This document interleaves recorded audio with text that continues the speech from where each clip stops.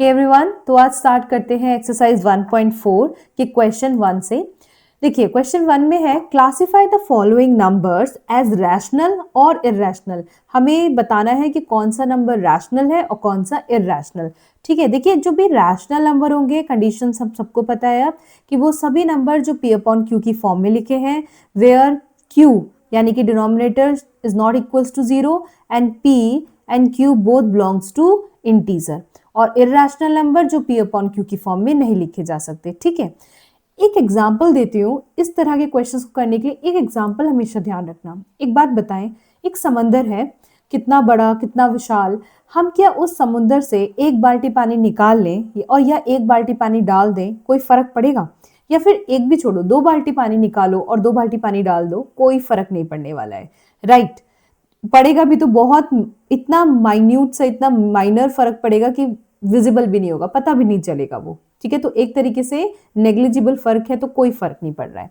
बस अब ये ध्यान रखो, देखो यह है √5 जो कि बड़ा होता है 2 से, तो √5 मान लीजिए 2.23 समथिंग होता है। ठीक है, हमें नहीं पता आगे, बहुत बड़ी, ये नॉन टर्मिनेटिंग और नॉन रेकरिंग है, यानी कि इरैशनल नंबर है। ठीक है, जो कि माइनस में है। बड़े से ही हमेशा छोटे को माइनस करते हैं, बस माइनस साइन इसके साथ है तो हमने यहाँ पे ऐसे लिख लिया। और ये आ गया 2.000000, क्योंकि 2 था तो डेसिमल में लिखना था तो 0.00 लगा के लिख लिया। अब जरा माइनस करो। एक और चीज, ये करना नहीं है, ये सिर्फ समझाने के लिए है, आपको डायरेक्टली लिखना है ये रैशनल है कि इरैशनल। चलो थोड़ा सॉल्व करते हैं। 2 - 2, यहाँ तो 0 आ गया, यहाँ पे आ गया 2 3। अब ये जो है हमें ये नहीं पता है अभी, बट ऑब्वियसली ये चलता रहेगा चलता रहेगा। कितना फर्क पड़ गया? ये अभी भी कैसा नंबर आ रहा है? ये अभी भी नंबर आ रहा है non terminating and non recurring. इसका मतलब जब एक रैशनल नंबर सब्ट्रैक्ट माइनस हुआ इरैशनल नंबर से, या किसी को भी पहले लिख सकते थे, तो हमें कैसा नंबर मिला? हमें मिला एक इरैशनल नंबर। इरैशनल नंबर यानी कि जो फर्स्ट ऑप्शन है उसका आंसर क्या है? उसका आंसर है इरैशनल नंबर। ठीक है, आगे देखते हैं। इरैशनल क्यों? क्योंकि जो अभी भी माइनस करके हमें डेसिमल मिला, अब किसी को भी पहले लिखते चलो और किसी को भी बाद में। ठीक है, तो अल्टीमेटली वैसे तो बड़े को ही, बड़े में से ही छोटा नंबर माइनस होता है, तो जो अल्टीमेटली डेसिमल के बाद डिजिट्स मिली हमें, वो कैसी मिल रही हैं? अभी भी non terminating and non recurring, वो चलती ही जाएंगी और कोई रेपिटेशन नहीं होगा। तो ऐसे नंबर कैसे होते हैं? एक इरैशनल नंबर होता है, क्योंकि हम इसे p अपॉन q की फॉर्म में नहीं लिख सकते। अंडरस्टूड? अब ये आते हैं, देखो जब भी समझ में नहीं आए क्या पहले करें, तो बॉड मास याद रखना। बॉड मास में सबसे पहले आता है ब्रैकेट, तो ब्रैकेट को चलो हटाते हैं, तो ये लिख सकते हैं 3 प्लस, आई थिंक आप क्लियर दिख रहा होगा, 3 + √23 माइनस √23। ठीक है, यहाँ पे प्लस का √23 माइनस का √23 ये कैंसिल हो गए, ये आ गया इक्वल्स टू 3 के। और 3 एक कैसा है? इंटीजर है, जिसको हम लोग 3/1 यानी कि p अपॉन क्यू फॉर्म में लिख सकते हैं। और ये नंबर कैसा है? ये है एक रैशनल नंबर। ठीक है, आगे देखते हैं। आगे है 2√7 7√7। देखो 2√7 अपॉन 7√7, ये जो साथ में लिखा है ना, ये बेसिकली मल्टीप्लाई में होते हैं कि 2 × √7 अपॉन 7 × √7। यहाँ √7 डिनोमिनेटर में भी है, न्यूमरेटर में भी है, तो कैंसिल हो जाएगा, तो आपके पास आ जाएगा 2/7। और 2/7 कैसा नंबर है? p/q फॉर्म का नंबर है, जहां पे p और q दोनों क्या है? इंटीजर्स हैं, and q not equals to 0, तो ये भी हो जाएगा हमारा रैशनल नंबर। थोड़ा सा सॉल्व करना पड़ रहा है ताकि हम क्लासिफाई कर सके इजीली। अब नेक्स्ट आता है 1/√2। ये फिर से वही बात हो गई, ये एक रैशनल है 1, लेकिन ये नीचे क्या है? ये है इरैशनल नंबर। ठीक है, जिस तरह प्लस करके फर्स्ट ऑप्शन में या माइनस करके कोई फर्क नहीं पड़ा, उसी तरह अगर आप इस इरैशनल नंबर से डिवाइड भी करोगे तब भी क्या मिलेगा? एक हमें मिलेगा इरैशनल नंबर। देखो √2 की कितनी वैल्यू होती है, कोई एग्जैक्ट वैल्यू नहीं होती, इस ये 1.414 एंड सो ऑन, ये चलता ही रहता है, नॉन टर्मिनेटिंग नॉन रेकरिंग। तो अगर आप कोई डिवाइड भी करोगे ना, पहली बात तो हमें एग्जैक्ट नंबर ही नहीं पता है हम किससे डिवाइड कर रहे हैं, ठीक है, क्योंकि ये तो एंड ही नहीं होगा कभी। तो ये जो एक नंबर मिलेगा बेसिकली, ये भी क्या मिलेगा डिवीजन, इसका जो क्वेश्चन मिलेगा वो है एक इर्रेशनल नंबर। ठीक है, आगे देखते हैं। 2 पाई, देखो पाई हम जान के आए हैं। अब अगर आपने मेरी कंसेप्चुअल वीडियो देखी है, नहीं देखी तो प्लीज जाके देखें, उसका लिंक डिस्क्रिप्शन में गिवन है। आप जानेंगे कि पाई 22/7 नहीं होता है, ना ही ये होता है 3.14 के। पाई एक कैसा नंबर है, एक इर्रेशनल नंबर है। पाई की जो वैल्यू होती है एग्जैक्ट, वो होती है नॉन टर्मिनेटिंग, मतलब कभी एंड नहीं होगी, एंड नॉन रेकरिंग मतलब रेपिटेशन नहीं होगा। रेपिटेशन होता तब भी हम उस नंबर को P/Q फॉर्म में कर सकते थे, याद है हमने एक्सरसाइज 1.3 में सीखा है, ठीक है, लेकिन इसमें कोई रेपिटेशन नहीं। तो अगर 2 मल्टीप्लाई भी कर दिया, ऐसे समझो इर्रेशनल नंबर, तो ये सिर्फ एक जो ये है ना 22/7 या 3.14, ये सिर्फ एक अप्रोक्सीमेटेड वैल्यू होती है, ठीक है, अप्रोक्सीमेटेड वैल्यू। तो ये ले मत लेना, ये नहीं होती है, ठीक है। एग्जैक्ट वैल्यू जो होती है इसकी, एग्जैक्ट वैल्यू अगर हम लें पाई की, तो वो होती है इर्रेशनल, ठीक है। इसलिए अगर 2 मल्टीप्लाई भी कर दो, मतलब एक नंबर है, मान लो एक एग्जाम्पल के तौर पे मैं कह रही हूँ, ये होता है 3.14 और कोई भी नंबर है जो आगे चलता जा रहा है सपोज, ठीक है। तो अगर आप उससे 2 मल्टीप्लाई भी कर देंगे तो सोचो ना, तब भी तो यही क्या फर्क पड़ेगा। चलो इतने में करके देखते हैं, 2 2 4, 2 4 8, 2.6, आई होप आपको दिख रहा हो। तो आगे तब भी तो ये चलता ही जाएगा, तब भी तो एक नॉन टर्मिनेटिंग और नॉन रेकरिंग नंबर मिलेगा। तो यहाँ पे अगर एक रैशनल नंबर को मल्टीप्लाई भी कर दो इर्रेशनल नंबर से, 2 एक रैशनल, पाई एक इर्रेशनल, तो हमने क्या देखा, हमें क्या मिला, क्लासीफाई करें तो हमें मिला एक इर्रेशनल नंबर। देखो इतना सब कुछ ना, ये जो आपको मैंने लिखवाया है कोई जरूरी नहीं है लिखना, ये सिर्फ आपको समझाने के लिए है, ठीक है। चलो इतना समझ में आ गया। क्वेश्चन 2 स्टार्ट करने से पहले हम एक छोटी सी बात जानते हैं, एक छोटा सा कंसेप्ट जो हमने यहाँ सीखा। हमने क्या सीखा, अगर हम देखें तो साइड से ना नोट डाल के अपनी कॉपी में नीचे जहाँ पे एक्सरसाइज क्वेश्चन 1 किया है वहां पे एक बात लिखें। अगर एक रैशनल नंबर है और एक इर्रेशनल नंबर है, आप चाहे तो प्लस करो, चाहे तो माइनस करो, मल्टीप्लाई करो या फिर डिवाइड करो, किसी भी एक इर्रेशनल और एक रैशनल नंबर को आप कोई भी ऑपरेशन इसमें अप्लाई करो, ठीक है। आप रैशनल पहले लिखा है ना, आप बाद में भी लिख सकते थे, मतलब यहाँ पे आप इर्रेशनल और यहाँ पे आप रैशनल भी लिख सकते थे, कोई फर्क नहीं पड़ता। मल्टीप्लाई करो, डिवाइड करो, आपको आंसर हमेशा क्या मिलेगा, आंसर मिलेगा इर्रेशनल नंबर। इस केस में भी आपको क्या मिलेगा, इर्रेशनल नंबर, ठीक है। लेकिन ऑन दी अदर हैंड, ये नोट को थोड़ा एक्सटेंड करते हैं, ऑन दी अदर हैंड अगर आपने 2 इर्रेशनल नंबर लिए हैं, आप प्लस कर रहे हो, माइनस कर रहे हो, मल्टीप्लाई कर रहे हो, डिवाइड कर रहे हो, तो आपको क्या मिल सकता है, तो आपको इर्रेशनल भी मिल सकता है और रैशनल नंबर भी मिल सकता है, कोई गारंटी, कुछ आप सॉल्व करके देखना पड़ेगा, ठीक है। जैसा कि ये वाला ऑप्शन था, देखिए इसमें दोनों ही नंबर कैसे थे, ये भी एक इर्रेशनल नंबर था और ये भी एक इर्रेशनल नंबर था, ठीक है। मैंने बताया ना समुद्र से अब 3 है, 3 बाल्टी पानी निकाल लें तो वो रहेगा तो तभी भी उतना ही कितना फर्क पड़ेगा, कुछ नहीं। तो इसी तरह से ये भी क्या है, एक इर्रेशनल नंबर, इर्रेशनल नंबर, लेकिन जब सॉल्व करा तो हमें क्या मिला, एक रैशनल नंबर, ठीक है, लेकिन जरूरी नहीं है। और अगर दोनों ही रैशनल नंबर है तब तो क्या मिलेगा, डेफिनेटली अगर दोनों रैशनल नंबर है, मैं यहाँ साइड से लिख देती हूँ, दोनों ही रैशनल नंबर है, आप प्लस करें, माइनस करें, मल्टीप्लाई, डिवाइड करें, तो आपको हमेशा मिलेगा रैशनल नंबर। समझ में आ गया, एक छोटा सा कंसेप्ट था जो मैंने अलग से बता दिया, इंपॉर्टेंट कंसेप्ट है, प्लीज नोट करें। चलिए चलते हैं क्वेश्चन 2 पे। Simplify each of the following expressions. देखो ये कुछ नया नहीं है, ये हम ऑलरेडी करके आए हैं, ऐसा कुछ क्लास 8 में हमने ये सीखा है, ठीक है। चलो रिवाइज करना है बस ये, तो सॉल्व करते हैं। 3 + √3, 2 + √3, ये दोनों ब्रैकेट में हैं तो 2 टर्म्स हो गए। अब सब इसको सॉल्व कैसे करते हैं, मल्टीप्लाई सिंप्लीफाई कैसे करेंगे, ये जो 3 है ना, पहले इससे जो नेक्स्ट ब्रैकेट में पूरा है, पहले हमने इससे मल्टीप्लाई कर दिया। अब यहाँ +√3 है तो लिख दो +√3, माइनस के √3 होता तो लिखते माइनस के √3। और अब इस +√3 से 2 + √2 को पूरे को मल्टीप्लाई कर दिया। ठीक है, नेक्स्ट स्टेप में क्या लिखना है, 3 × 2 + 3 × √2। ठीक, ये वाला सॉल्व हो गया पूरा का पूरा।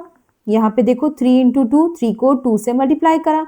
ऐसे समझो 3 एक बच्चा है जिसका बर्थडे है, तो टॉफी लेके पहले वो मल्टीप्लाई, एक टॉफी है तो वो टॉफी लेके पहले 2 के पास गया, प्लस फिर 3 टॉफी लेके √2 के पास गया। 1 बाय 1 ही जाते हैं ना टॉफी देने। ठीक है, इसी तरह से +√3 है। अब +√3 पहले टॉफी लेके 2 के पास गया, फिर प्लस आ गया, प्लस प्लस प्लस आएगा, एंड फिर √3 टॉफी लेके किसके पास गया, √2 के पास गया। ये सिर्फ समझाने के लिए है ऑब्वियसली।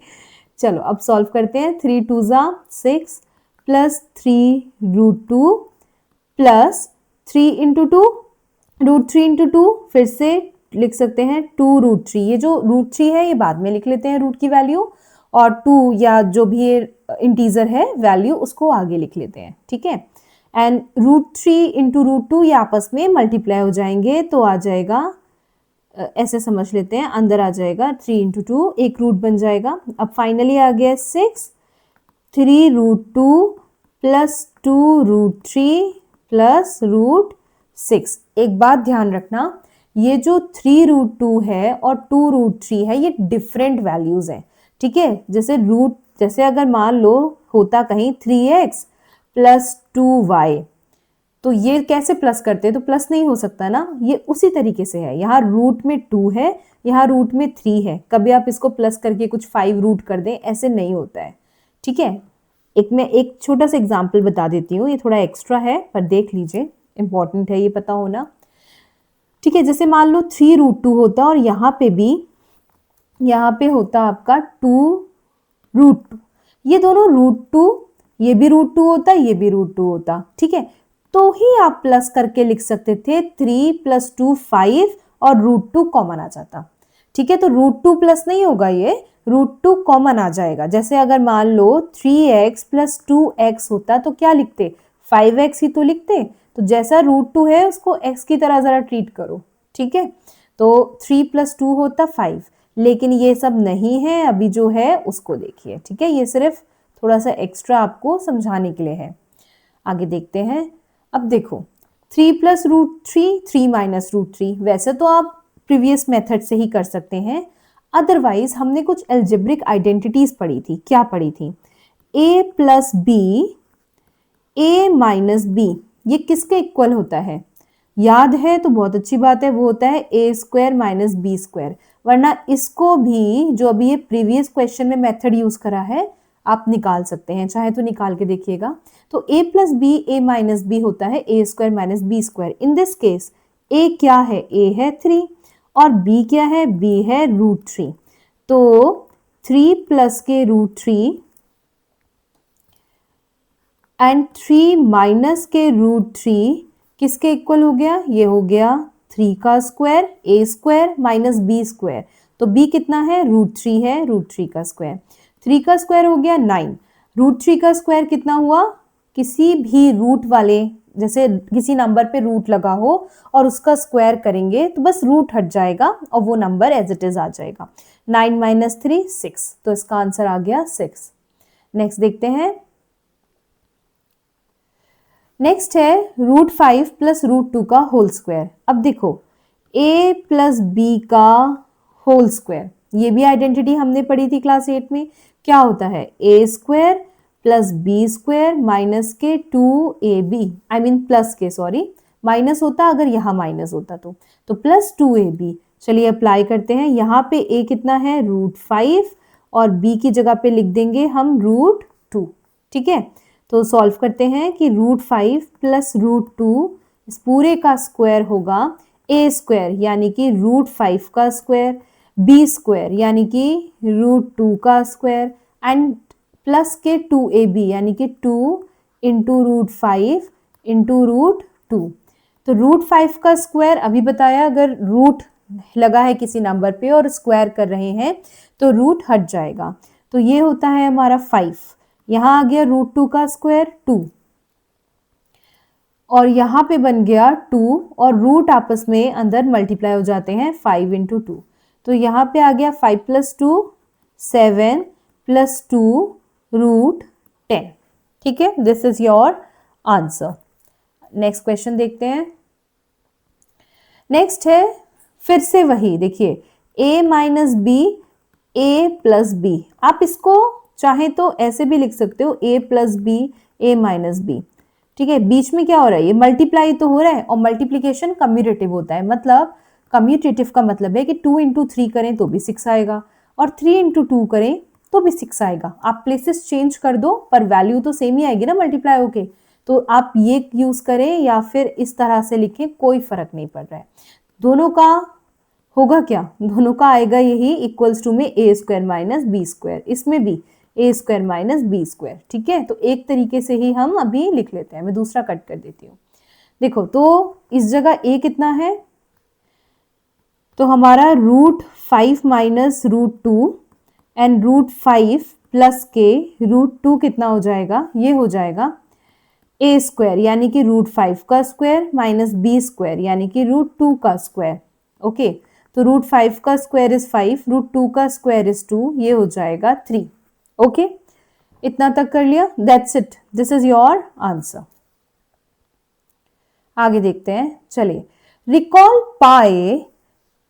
रिकॉल याद करें कि पाई इज डिफाइंड एज, पाई कैसे डिफाइंड होता था, रेशियो ऑफ सर्कमफ्रेंस जिसको हम c से डिनोट करते हैं, and of a circle to its diameter, diameter जिसको हम d से डिनोट करते हैं। That is pi is equals to c/d, and this seems to contradict the fact that pi is irrational. How will you resolve the contradiction? देखिए question में क्या बोल रहे हैं, क्वेश्चन में बोला है सबसे पहले कि याद करिए कि जो पाई है, जहां पाई वो कैसे डिफाइंड होता था, वो डिफाइंड होता था ratio of circumference of a circle to its diameter. ठीक है, that is pi is equals to c/d। अब ये कॉन्ट्रडिक्शन है इस फैक्ट का कि पाई एक इरेशनल है। चलिए आगे हम बाद में देखते हैं, पहले इतना समझते हैं। c/d आ रहा है, ठीक है, पाई इज इक्वल्स टू c/d, मतलब ये कैसी फॉर्म हो गई, ये हो गई p/q की फॉर्म, राइट। अब आगे देखते हैं, ये सबसे पहले तो ये पाई आया कहां से, देखो पाई क्या होता है, अगर आपने याद हो हमने पढ़ा, सॉरी जस्ट अ मिनट, ये सर्कमफ्रेंस बताना था। देखिए सर्कमफ्रेंस क्या होता था, याद है 2πr होता था, 7th में पढ़ा है। सर्कमफ्रेंस ऑफ द सर्कल, जैसे पैरीमीटर होता है वैसे ही सर्कल के केस में हम उसे सर्कमफ्रेंस लेते थे, उसकी बाउंड्री का लेंथ। ठीक है, अब अगर इस 2 और r को एक साथ ले लें तो यही बन जाता था हमारा डायमीटर। ठीक है, और पाई आ जाता था हमारा सर्कमफ्रेंस अपॉन डायमीटर, राइट। तो अब देखो ये p/q की फॉर्म है, तो इस अकॉर्डिंग तो पाई जो होना चाहिए वो क्या होना चाहिए इस अकॉर्डिंग, क्योंकि ये p/q की फॉर्म है। हम कहते हैं पाई एक रैशनल नंबर को q से डिनोट करते हैं, तो मैंने डायरेक्टली q लिख दिया, पाई एक रैशनल नंबर होना चाहिए। लेकिन हम ये भी जानते हैं, यहां लिखते हैं, चलो c/d के अकॉर्डिंग पाई तो एक रैशनल नंबर होना चाहिए। क्यों, क्योंकि ये p/q फॉर्म है। ठीक है, और या लेकिन पाई की हमें एग्जैक्ट वैल्यू पता है, कितनी होती है पाई, 22/7 या 3.14, 22/7 या 3.14 नहीं होती है, ये सिर्फ एक अप्रोक्सीमेटेड वैल्यू है, अप्रोक्सीमेटेड वैल्यू है, राइट। ये सब तो हम जानते हैं, अप्रोक्सीमेट वैल्यू है। ठीक है, ये कोई एग्जैक्ट वैल्यू नहीं है, और अगर एग्जैक्ट वैल्यू निकालोगे तो वो है non terminating and non, I think आपको ये क्लियरली दिख रहा होगा, okay, non terminating and non recurring. Exact value अगर आप निकालेंगे ना तो वो आएगी नॉन टर्मिनेटिंग, नॉन रेकरिंग, और वो कैसी होती है, एक इरैशनल वैल्यू। तो पाई एक इरेशनल है, लेकिन C अपॉन D क्या है, P अपॉन Q फॉर्म एक रैशनल। तो ये इक्वल कैसे हो सकते हैं, यही कॉन्ट्रडिक्शन है, यही विरोध की बात है। ठीक है, कि एक तरफ हम कह रहे हैं पाई एग्जैक्टली इरेशनल है, इसकी एग्जैक्ट वैल्यू तो नॉन टर्मिनेटिंग नॉन रेकरिंग है। अच्छा, नॉन टर्मिनेटिंग नॉन रेकरिंग क्या होते हैं, ये मैंने कॉन्सेप्चुअल वीडियो में समझाया है, दोनों कॉन्सेप्चुअल वीडियो में अच्छे से समझा रखा है, प्लीज जाइए एक बार उसको देखिए, समझिए, फिर वापस से क्वेश्चन करके देखिएगा। ठीक है, तो देखो अब करेंगे कैसे। एक और चीज पे ध्यान देते हैं कि हम इसे रैशनल कह रहे हैं C बाई डी को, सरकमफ्रेंस अपॉन डायमीटर को, तब कह रहे हैं जब C या D कैसे हैं दोनों, जब C या D दोनों कैसे हैं, दोनों हैं इंटीजर, दोनों इंटीजर्स होने चाहिए, राइट। तभी तो हम कह सकते हैं कि ये P अपॉन Q फॉर्म जहां पे C और D इंटीजर्स, वही तो रैशनल होता है, राइट। या फिर ऐसे समझो C जो है मान लो 4.1 है, तो डेसिमल हटा के भी हम P अपॉन Q फॉर्म में लिख सकते हैं, इस तरीके का नंबर हो। पर अब कॉन्ट्रडिक्शन, अब बात देखने की क्या है, देखो अब सोचने वाली बात क्या है, थोड़ा सा यहां पे देखते हैं। पाई हमने कहा C अपॉन डी, ठीक है, अभी भी समझ में नहीं आया तो आगे आइए, अब आएगा। अब क्या हुआ था, मैं एक चीज बताती हूँ, बहुत सारे ना अलग अलग तरह, ये आया कहाँ से, बहुत सारे अलग अलग तरीके के सर्कल्स लिए, तो ये उसके अलग अलग सर्कल्स, तो मान लो सरकमफ्रेंस भी अलग अलग होगी, C1 C2 C3 मान लेते हैं, और उनका डायमीटर्स भी अलग अलग होंगे, इसका D1 मान लो, इसका D2 मान लो, इसका D3 मान लो। ठीक है, डायमीटर्स की लेंथ ली होगी D1 upon D2 upon D3, और देखा गया कि हर केस में ये जो रेशियो आ रहा है ना, ये कांस्टेंट आ रहा है, कितना आ रहा है, पाई के इक्वल आ रहा है।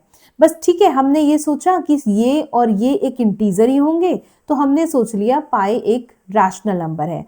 पर अब अगर एक बात बताएं, आप फिर से आए इस क्वेश्चन पे, देखो pi equals to C upon d है, राइट, और आप रैशनल कह रहे हो, इन दोनों को इंटीजर मान रहे हो, पर कैन यू गारंटी कि लेंथ एग्जैक्ट फाइंड हुई होगी, मतलब इससे मतलब क्या है कि अगर मैं 7 को बोलूं सरकमफ्रेंस, ऐसा भी तो हो सकता है कि 707007000 मान लो, एंड सो ऑन, इस तरह का कोई नंबर रहा हो। अब क्योंकि हमें कैलकुलेशन करनी थी उन लोगों को, तो उन्होंने क्या किया, मान लो 2 डेसिमल प्लेस तक राउंड ऑफ करेंगे, तो इसे 7 1 लिख सकते हैं। जस्ट अ मिनट, या तो मान लो, एक मिनट रुकिए, मैं यहाँ पे इसको थोड़ा सा, ओके, अब देखिए, मान लीजिए कि इसको राउंड ऑफ कर दिया 1 डेसिमल प्लेसेस तक, तो 7.71 लिख लिया।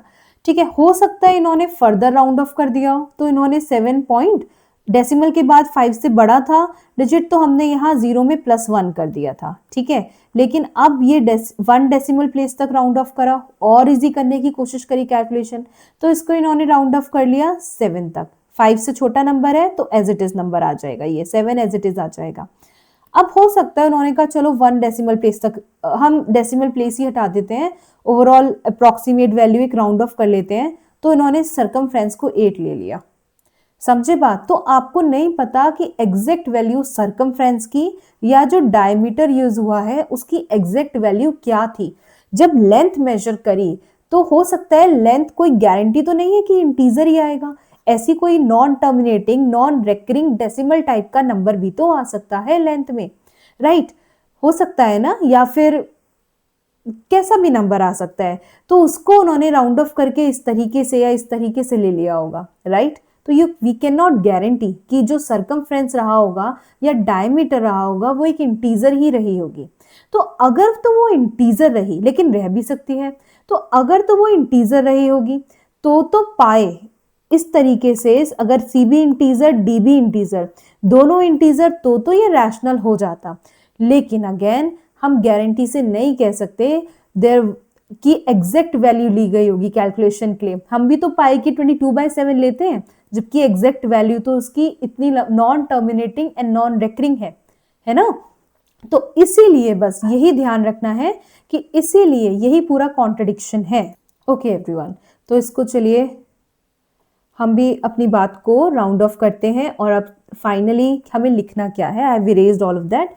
एक बार देखते हैं। देखिए पाई जो था वो c अपॉन डी था, राइट। अगर c अपॉन डी रैशनल है, यानी कि पाई रैशनल है, ये तभी पॉसिबल है जब c और d दोनों कैसे हो, इंटीजर।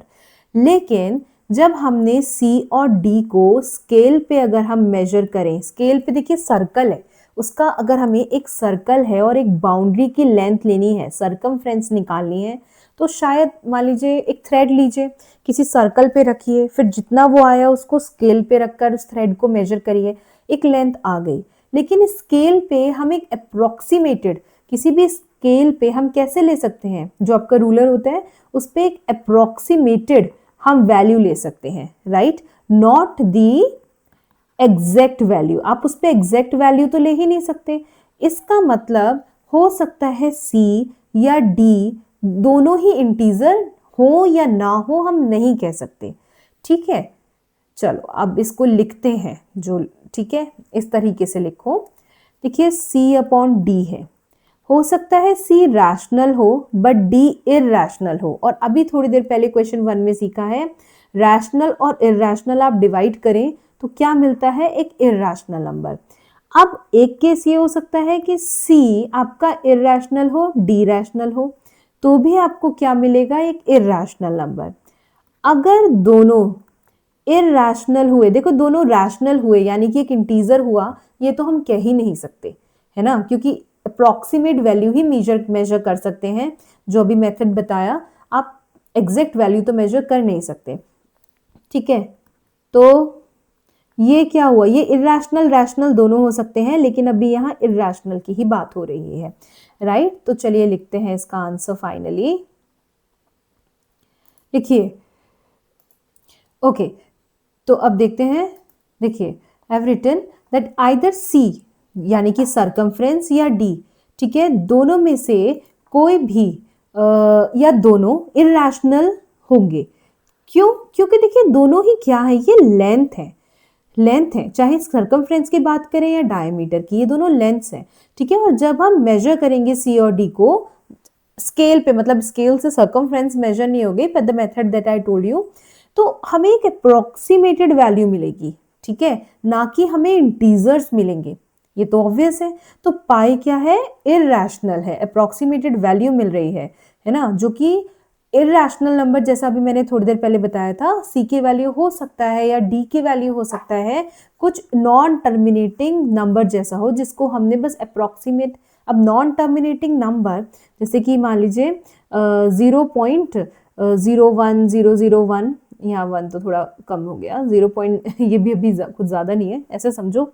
यहाँ पे 8 मान लो, 8.080080008, इस तरह का नंबर क्या हमें स्केल पे मिल सकता है, बिल्कुल भी नहीं मिल सकता है। हमें स्केल पे कैसा मिल सकता है, हमें स्केल पे कुछ 8.9, इस 8.9 टाइप का कुछ नंबर मिल सकता है, या 8 मिल सकता है, 8.1 मिल सकता है, इस तरह के नंबर मिल सकते हैं, यानी कि अप्रोक्सीमेटेड नंबर का ही पता चल सकता है, ठीक है। हाँ, यहाँ पे देखिए c अपॉन डी दोनों इरैशनल हैं, तो हमें इरैशनल भी मिल सकता है, रैशनल भी मिल सकता है, पर इस केस में सिर्फ हम इरैशनल कंसीडर कर रहे हैं बिकॉज पाई इज इरैशनल, ठीक है। तो हमने ये बताया कि पाई तो इरैशनल ही है, हमने ये बताया कि c अपॉन डी भी इरैशनल ही होगा, c अपॉन डी भी इरैशनल ही है, इसलिए ये कोई कॉन्ट्राडिक्शन नहीं है, ठीक है। ये रिजॉल्व होता है कि ये अगर इरैशनल है तो ये बेसिकली रेशियो भी एक इरैशनल ही है। क्यों, क्योंकि ये दोनों लेंथ्स हैं, ये दोनों कोई इंटीजर नहीं है, और लेंथ एग्जैक्ट मेजर नहीं हो सकती, ठीक है। दैट्स इट, आई होप ये समझ में आ गया हो। देखिए ये एग्जाम पॉइंट ऑफ व्यू से नहीं था, बट हाँ इसमें काफ़ी सोचना पड़ा, ये एक अच्छा क्वेश्चन था, हमें काफ़ी सोचना पड़ा, पॉसिबिलिटी है कि कहीं किसी स्कूल में आ भी सकता है, ठीक है। चलिए आगे देखते हैं। हाँ, क्वेश्चन 4 रूट 9.3, ये मैंने ऑलरेडी इसके वीडियो अपलोड कर दी है, आप डिस्क्रिप्शन में इसका लिंक है, उसमें जाके देखिए, अच्छे से समझ में आएगा, प्रॉपरली क्लियर एक्सप्लेनेशन है उसमें। नेक्स्ट क्वेश्चन देखते हैं, फिफ्थ क्वेश्चन। फिफ्थ में बोल रहे हैं रैशनलाइज द डिनोमिनेटर। देखो रैशनलाइज करने का मतलब क्या है, एक चीज बताएं, ये रूट 7 क्या है, रूट 7 है एक इरैशनल नंबर, राइट। लेकिन अगर मैंने इसका रूट हटा दिया 7 आ गया, तो ये कैसा नंबर है? ये है एक रैशनल नंबर, राइट। तो जब भी रैशनलाइजिंग द डिनोमिनेटर की बात हो रही है, मतलब जो डिनोमिनेटर की बात हो रही है ना, उसको रैशनलाइज करो, तो जो डिनोमिनेटर में वैल्यू है हमें बस इसका रूट हटाना है। ठीक है, तो कैसे कर सकते हैं? देखो 1/√7 है, इसको हम अगर √7 से ही मल्टीप्लाई कर दें, लेकिन मैंने आपको ये पहले सिखाया था कि जो भी आप डिनोमिनेटर में कर रहे हैं वही सेम आपको न्यूमरेटर में भी करना है। ओके ओके, आगे देखते हैं कि ये हो गया। ये इसलिए करा, अगर मल्टीप्लाई डिनोमिनेटर में कर रहे हैं तो यहाँ न्यूमरेटर में भी मल्टीप्लाई करा, क्योंकि देखिए कैंसिल हो जाएगा और कोई फर्क नहीं पड़ेगा। ठीक है, नंबर में हम खुद से कोई बदलाव नहीं कर सकते ऐसे। बस अब ऊपर क्या आ गया? √7। नीचे क्या आ गया? अभी मैंने थोड़ी देर पहले बताया था कि अगर √7 है, कोई रूट की वैल्यू है, उसका स्क्वायर करें तो रूट हट जाता है। और ये क्यों हट जाता है ये हमने सीखा, मैंने समझाया है एक्सरसाइज 1.5 में। ठीक है, तो ये यहाँ पे आ जाता है वही नंबर, तो ये √7 का हो गया स्क्वायर, और ये किसके इक्वल हो गया? √7/7। ठीक है, तो देखो रैशनलाइज हो गया डिनोमिनेटर, मतलब इसके ऊपर से रूट हट गया, तो अब ये रैशनल नंबर बन गया। ठीक है, आगे देखते हैं। Next 1/√7 minus √6। अच्छा, ये एक बहुत ही इंपॉर्टेंट कॉन्सेप्ट है, इस कॉन्सेप्ट पे बेस्ड क्वेश्चन जरूर आता है एग्जाम में। ठीक है, हो सकता है ना आए, बट ज्यादातर आता ही आता है। हम इसमें और भी क्वेश्चंस प्रैक्टिस करेंगे इन अदर वीडियोस। चलो 1/√7 माइनस √6, इसको कैसे लिख सकते हैं?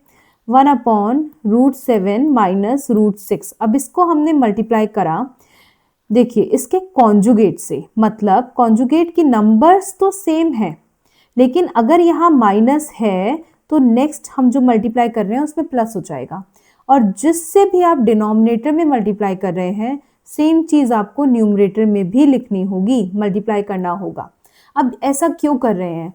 आपने ये तो हम सीख कर आए हैं आइडेंटिटी कि a minus b into a plus b क्या होता है? ये होता है a का स्क्वायर माइनस बी का स्क्वायर, राइट।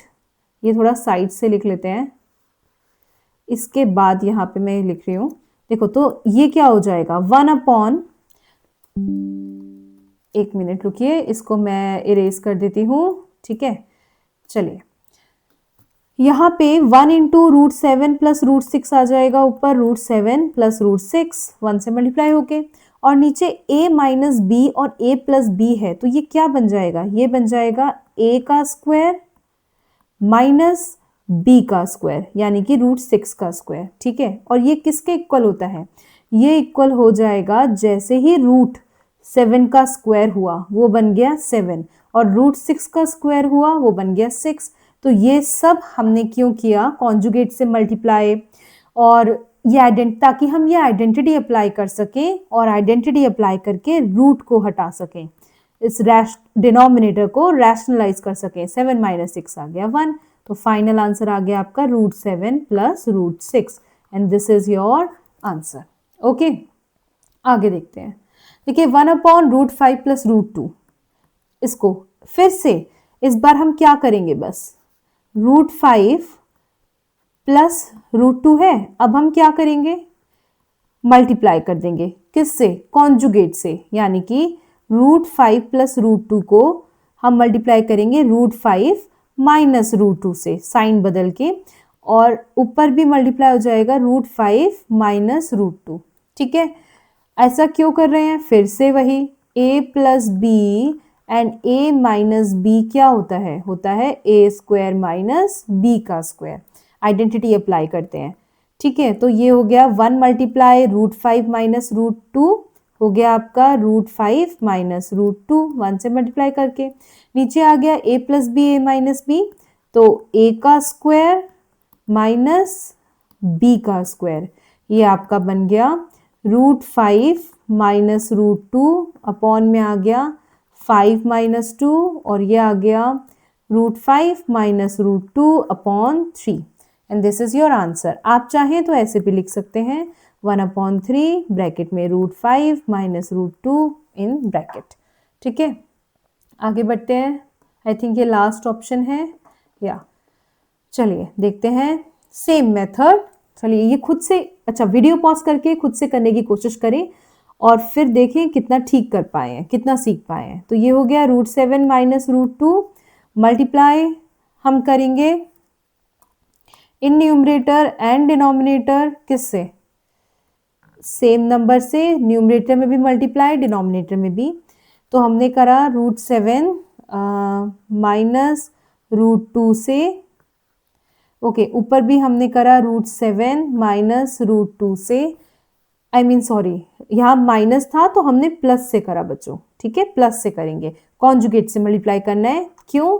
क्योंकि हम ये आइडेंटिटी लगा सकें और रूट को हटा सकें, ठीक है।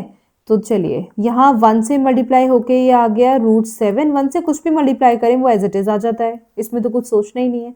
ये हुआ a minus B a plus B, ठीक है। तो a minus B a plus B, a square minus के बी स्क्वायर, राइट। तो ये आ गया आपका √7 प्लस √2 डिवाइडेड बाय √7 का स्क्वायर हो गया 7, √2 का स्क्वायर हो गया 2, फाइनली आ गया √7 plus √2 divided by 7 divided by 5 minus 2 5 होता है। इसको हम ऐसे लिख सकते हैं या यहीं पे भी छोड़ सकते हैं, कोई दिक्कत नहीं है, यहाँ तक भी हम लिख के रहने देते, ये भी आंसर हो गया, नहीं तो आप ऐसे भी लिख सकते हो। दैट्स इट, ठीक है, this is your final answer. That's it, इस चैप्टर के लिए इतना ही। अगर आई होप ये समझ में आया हो, सारे कंसेप्ट समझ में आए हो,